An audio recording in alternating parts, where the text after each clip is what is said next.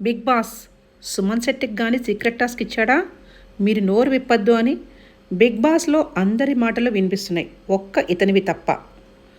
సృష్టి వర్మ, ఇమాన్యుల్ నడుం వంచి మరీ పనిచేస్తున్నారు.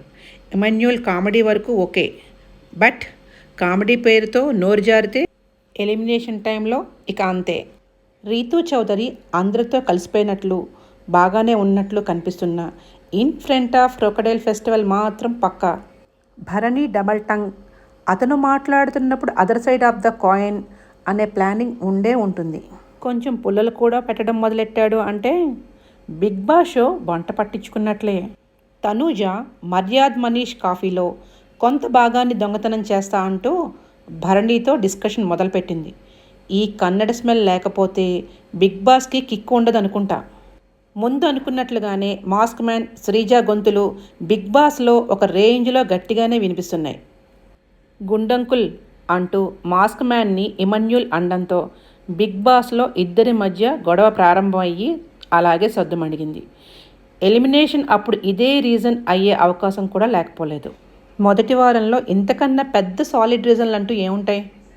సోల్జర్ పవన్కి ఎక్కడ ఎలా ప్రవర్తించాలి బాగా తెలుసు. డిమాండ్ పవన్, మనీష్ పాయింట్ మాట్లాడవలసిన చోట మాట్లాడుతున్నారు. మనీష్ అందరినీ అబ్జర్వ్ కూడా చేస్తున్నాడు.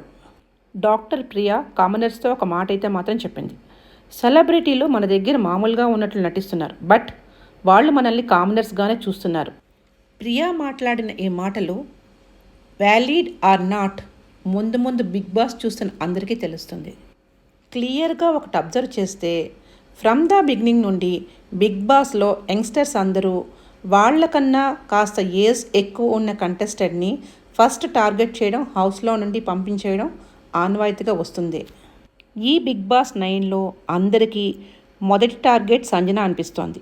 తెలుగు మాట్లాడలేక సైలెంట్గా ఉన్న ఆశా సైని కూడా నెక్స్ట్ టార్గెట్ అవుతుంది. బిగ్ బాస్లో ఏదైనా జరగచ్చు. మీరు బిగ్ బాస్ ఫాలో అయితే వీడియోకి కామెంట్ పెట్టండి, లైక్ చేసి సబ్స్క్రైబ్ చేయడం మాత్రం మర్చిపోవద్దు.